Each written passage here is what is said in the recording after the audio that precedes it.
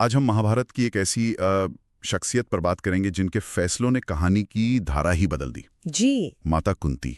हमारे पास उनके जीवन से जुड़े कुछ खास पहलू हैं और आज का मकसद है कुंती के किरदार की जो जटिलताएं हैं, उनके संघर्ष, उनकी विरासत, उसको थोड़ा और गहराई से समझना। हाँ। तो शुरुआत करते हैं उनके जन्म से।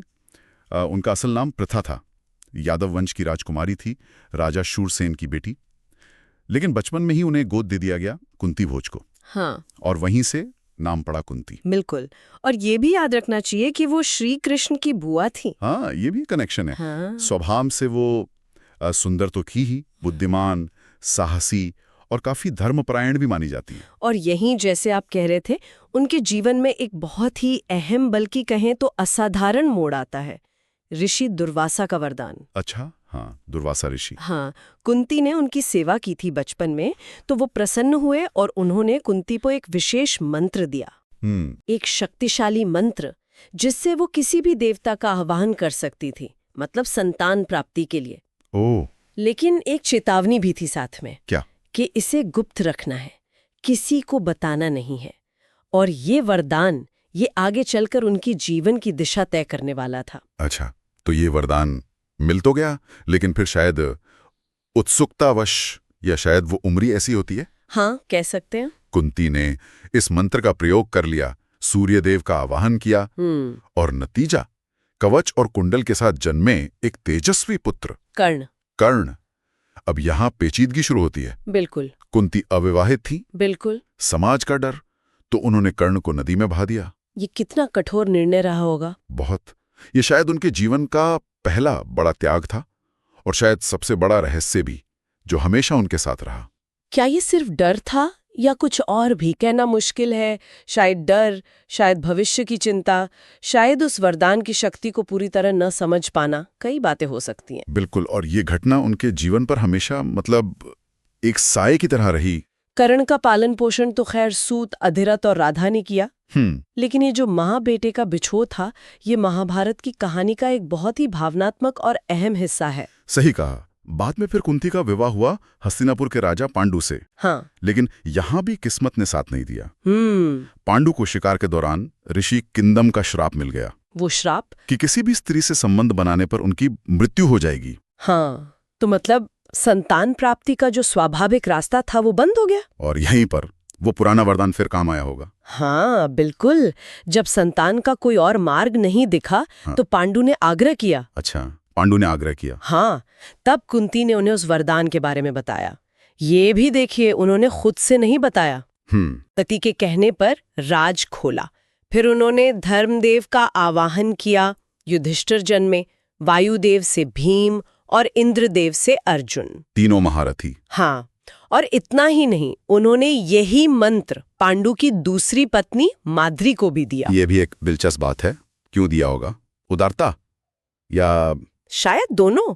उदारता भी, और शायद राज परिवार के भविष्य को सुरक्षित करने की एक जिम्मेदारी का भाव भी हो सकता है। माद्री ने फिर अश्विनी कुमारों का आवाहन किया और नकुल सहदेव का जन्म हुआ। 5 पांडव आ गए। हाँ, लेकिन फिर पांडु की मृत्यु हो गई, उसी शाप के कारण। हाँ, और माद्री उनके साथ सती हो गई। तो सारी जिम्मेदारी अकेले कुंती पर आ गई, 5 बच्चों की। बिल्कुल, 5 पांडवों के पालन पोषण की पूरी जिम्मेदारी। और फिर वो उन्हें लेकर हस्तिनापुर लौटी, जहां से पांडवों का असली संघर्ष शुरू होता है। हस्तिनापुर का जीवन तो खैर अलग ही कहानी है। वहां भी मुश्किलें कम नहीं थी। बिल्कुल नहीं। फिर आता है द्रौपदी स्वयंवर का वो मशहूर प्रसंग।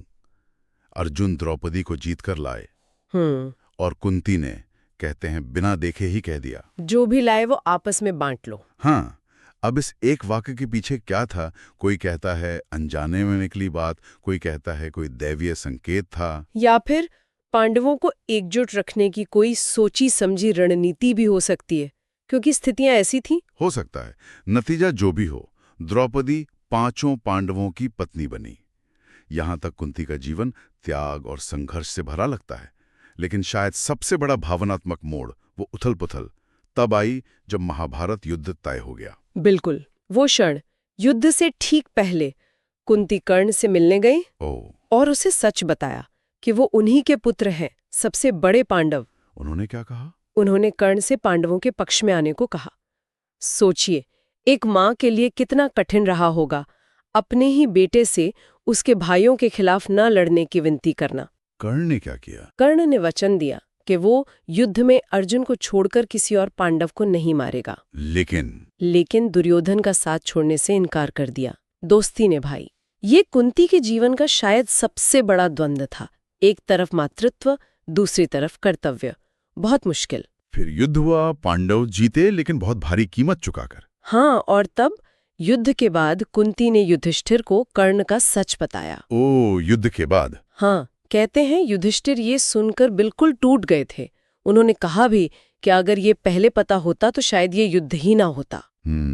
एक रहस्य और इतनी जानें चली गईं। कुंती का पूरा जीवन ही देखा जाए तो त्याग, धैर्य और धर्मनिष्ठा का एक बहुत ही जटिल मिश्रण है। उन्होंने पांडवों को हमेशा न्याय और धर्म के रास्ते पर चलने की शिक्षा तो दी। हाँ, वो तो है। लेकिन उनके अपने जो फैसले थे वो हमेशा सवालों के घेरे में रहे हैं। मतलब उन पे बात होती रहती है। और अंत में वो राजपाट सब छोड़कर धृतराष्ट्र, गांधारी और विदुर के साथ वनवास चली गईं। वहीं जंगल की आग में उनकी मृत्यु हुई। तो अगर हम कुंती के जीवन को समेटने की कोशिश करें तो क्या सबक मिलते हैं? क्या सिर्फ धैर्य और धर्मपरायणता ही? शायद उससे कहीं ज्यादा। उनका जीवन ये दिखाता है कि कैसे अच्छे इरादे या मिली हुई शक्तियां, उनका इस्तेमाल भी कभी-कभी अनपेक्षित दुखद परिणाम दे सकता है। ये सिखाता है कि व्यक्तिगत इच्छाएं, सामाजिक दबाव, नैतिक जिम्मेदारियां, इनके बीच संतुलन बनाना कितना मुश्किल हो सकता है। सही बात है। उनकी कहानी हमें विवेक से निर्णय लेने और रहस्यों का जो बोझ होता है उसके क्या परिणाम हो सकते हैं, इस पर सोचने को मजबूर करती है। बिल्कुल, जैसा उन्होंने अर्जुन से कहा था। हाँ, धर्म की रक्षा करने वाला ही सच्चा योद्धा है। लेकिन उनका अपना जीवन ये भी दिखाता है कि धर्म का मार्ग कितना जटिल हो सकता है और कितना व्यक्तिगत त्याग मांग सकता है। आज हमने माता कुंती के जीवन के कई अहम पड़ावों को छुआ। उनके फैसलों के पीछे की जो संभावित जटिलताएं हैं उन्हें समझने की कोशिश की। हाँ, और यहाँ एक विचार शायद छोड़ जाते हैं श्रोताओं के लिए। कुंती का जीवन हमें ये सोचने पर मजबूर करता है कि क्या हमेशा एक स्पष्ट सही या गलत रास्ता होता है। खासकर तब जब व्यक्तिगत रिश्ते और सामाजिक कर्तव्य आमने सामने हों। किन परिस्थितियों में सच छुपाना ज्यादा विनाशकारी हो सकता है और किन में उसे उजागर करना, ये सोचने वाली बात है।